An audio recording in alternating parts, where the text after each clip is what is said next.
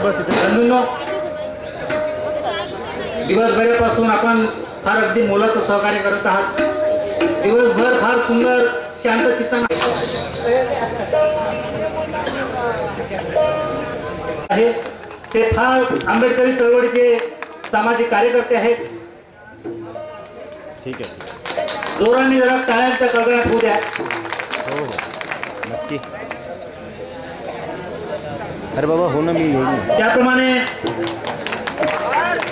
त्यांनी ही डोंगरे साहेबांचं सुद्धा स्वागत केलेलं आहे. सन्माननीय महेंद्रजी सातपुते हे त्यांचं स्वागत करतील. त्याचप्रमाणे गोरखजी पाटील, सुधाकरजी शेंडे, विजयजी चव्हाण, राजेंद्रजी नवगरे हे सर्व. त्याचप्रमाणे त्यांच्यासोबत आलेले नंदूजी भुजाडे हे मंचावर येतील. त्याचप्रमाणे एजीओ साहेबांचे सचिव सन्माननीय काळे साहेब हे सुद्धा मंचावर येतील. त्यांचं सुद्धा स्वागत सन्माननीय डोंगरे साहेब करतील अशी मी त्यांना विनंती करतो. किशोरजी बनसोड हे सुद्धा स्वागत करतील. चंद्रकांतजी श्रीखंड दैनिक सकाळचे पत्रकार ते सुद्धा या ठिकाणी येतील अशी मी त्यांना विनंती करतो. ठीक आहे, ठीक आहे, चल ठेवू का मी? रेकॉर्डिंगमध्ये बिझी आहे रे बेटा. बरोबर, ठीक आहे ना. तुम्ही लोक निघा ना, तुम्ही जाऊन या तिकडे रिक्षावर. मी नाही येऊ शकत ना सध्या. नाही, माझं जमणं नक्की नाही, कारण आता बहुतेक मी सुटेल. हे नंदूजी भुजाडे यांचं स्वागत करतील अशी मी त्यांना विनंती करतो. 10-15 तास झाले आहेत ना. मला यायला कमीत कमी 1 तास लागेलच आहे नागपूरला. हां, तुम्ही लोक निघून जा ना, या फिरून तुम्ही. ठीक. या ठिकाणी बोरकर साहेब आलेत आणि या कार्यक्रमाची शोभा वाढवली. त्यांचं मी या ठिकाणी अभिनंदन करतो आणि ते या कार्यक्रमाला 2 मिनिटं शुभेच्छा देतील अशी मी त्यांना विनंती करतो. बहुजन मुक्ती आंदोलन साहित्य संघटन या संस्थेच्या माध्यमातून या परमेश्वर नगरीमध्ये बाबासाहेब आंबेडकर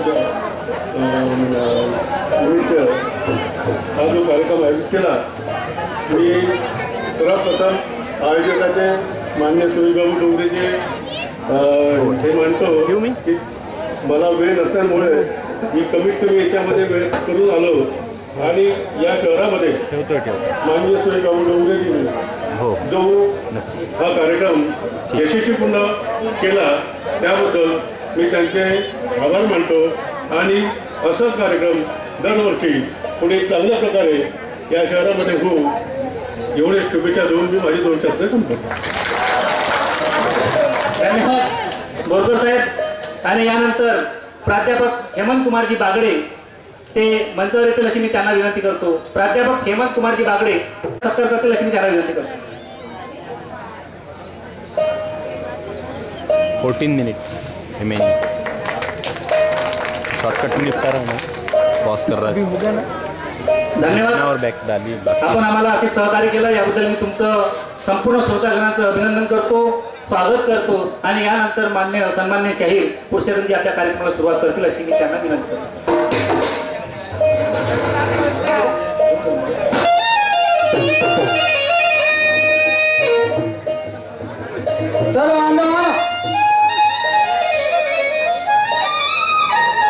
यालाच म्हणतात एकना धड भाराभर चिंध्या.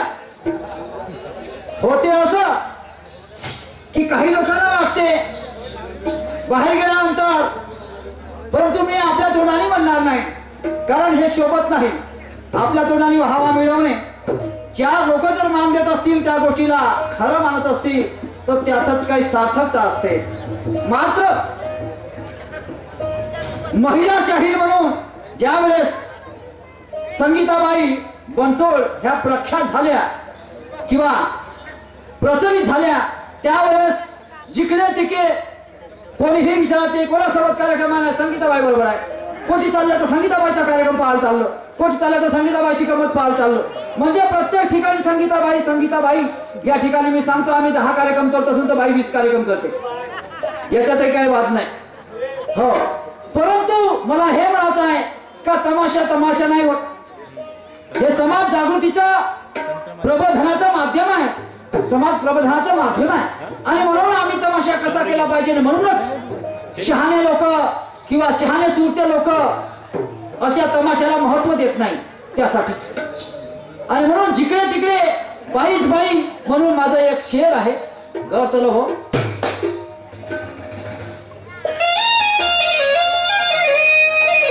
ना रंग आहे ना ढंग आहे, ना रंग आहे ना ढंग आहे, तरीही बाई तुझीच मांग आहे.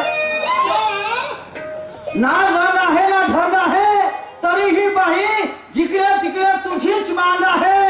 अरे जो तो तळमळतो आंघोळ करण्यासाठी, सांग तुझ्या समुद्रात किती पाणी यथांग आहे.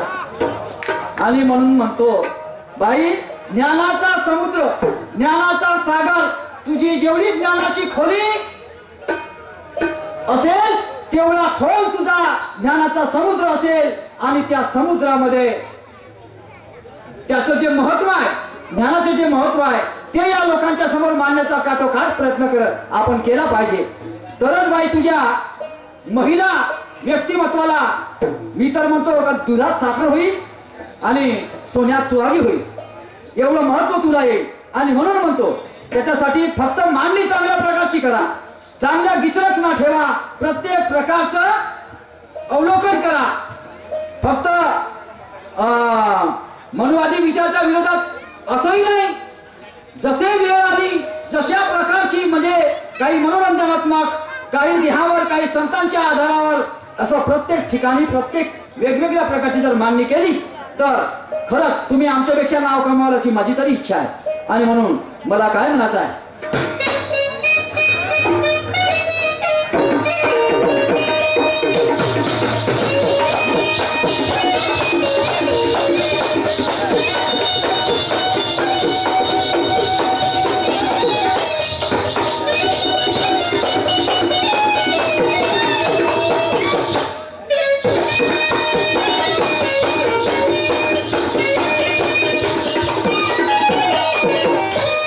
दनादन चित्रपटाचं नाव आहे बाबा, बोलतो समजा.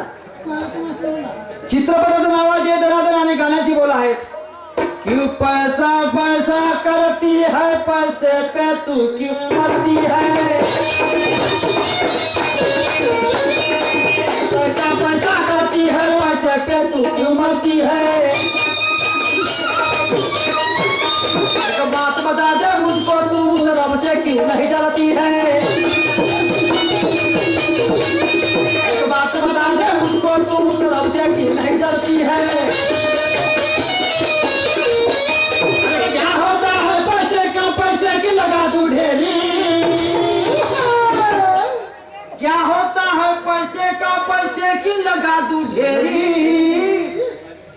मैं बारिश कर दूं पैसे की, जो तू हो जा मेरी. बारिश कर दूं पैसे की, जो तू हो जा मेरी.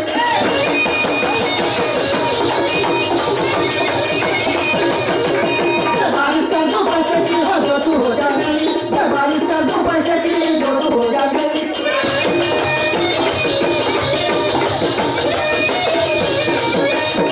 फुले शाहू आंबेडकर बहुजनों के नायक हो गए. फुले शाहू आंबेडकर बहुजनों के नायक हो गए. माननीय कांशीराम जी बहुजनों के सहायक हो गए. और होशियार हो जाओ मनोवादियों, अब हम तुम्हारी औकात को ललकारने लायक हो गए. आणि म्हणून मला म्हणायचं काय आहे, अरे अजब गाव का गजब तमाशा, ढोल पिटाई ढिंडोरा है. अजब गाव का गजब तमाशा, ढोल पिटाई ढिंडोरा है. ये कंपनी से ये निकला, ये कंपनी में डेरा है. ये कंपनी से ये निकला, ये कंपनी में डेरा है. कहाँ कहाँ से झंडा गड़ा है,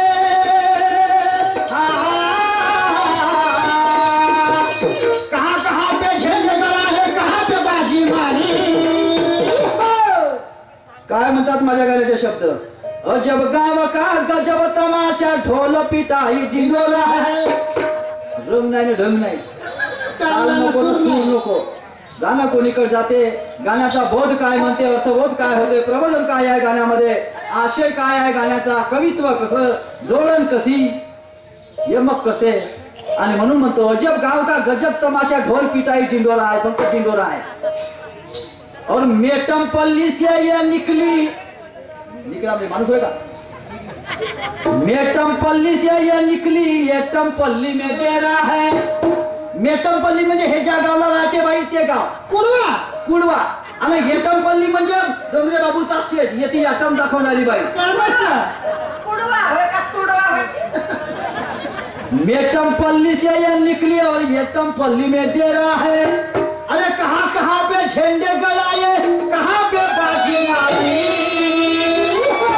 आणि ह्या लोकांना वाटलं नाही पाहिजे, अरे बोल उठे ना लोक करी कहाँ से लाए मदारी, बोल उठे ना लोग कहीं कहाँ से लाए मदारी।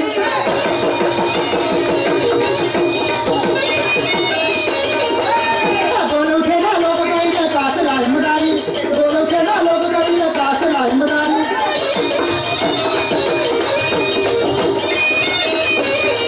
अरे बोल उठे ना लोग कहीं कहाँ से लाए मदारी, बोल उठे ना लोग कहीं कहाँ से लाए मदारी।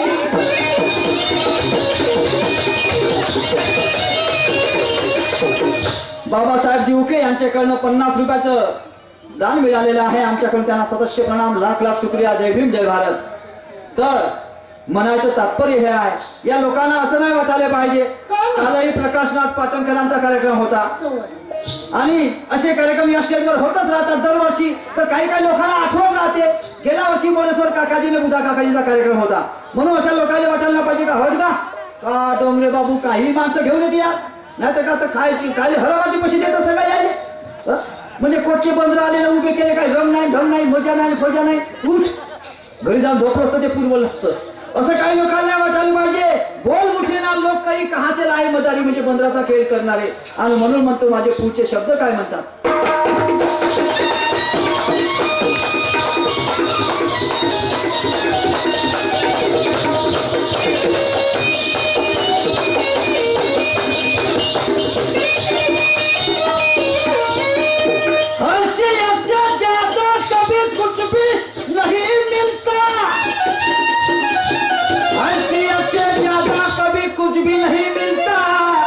बगैर हवा के कभी पत्ता भी नहीं हिलता। हैसियत से ज्यादा कभी कुछ भी नहीं मिलता, बगैर हवा से पत्ता भी नहीं हिलता, और गन्ना तो पकड़ लिया हाथ में पर छिलका भी नहीं निकलता। एका माणसानं का केला, एक पोरगं आहे का ऊस गन्ना ऊस खात असेल मंडईमधला, हा तर तो ऊस खात होता, त्या पोराला काही साल्ट निघे नाही, ऊसाचं साल्ट निघत नसल, कडक नाही। माणूस का म्हणते, ते बापू म्हणते मी काढून देतो म्हणते, साल्ट मी काढून देतो म्हणते। आज त्या माणसाला तो ऊस हातात धरला आणि साल्ट काढायला बसला, पण त्या माणसाचा दात पडला, भोगळा झाला। नाही ऊस घेता आणि नाही त्याला शाल पण सांगतात खाली याचा दात पडता। आणि म्हणून जेवढी माणसात हैसियत आहे तर तेवढंच दाम मिळते कवाई आणि तेवढंच नाव होते। म्हणून मला पुढे म्हणायचं काय,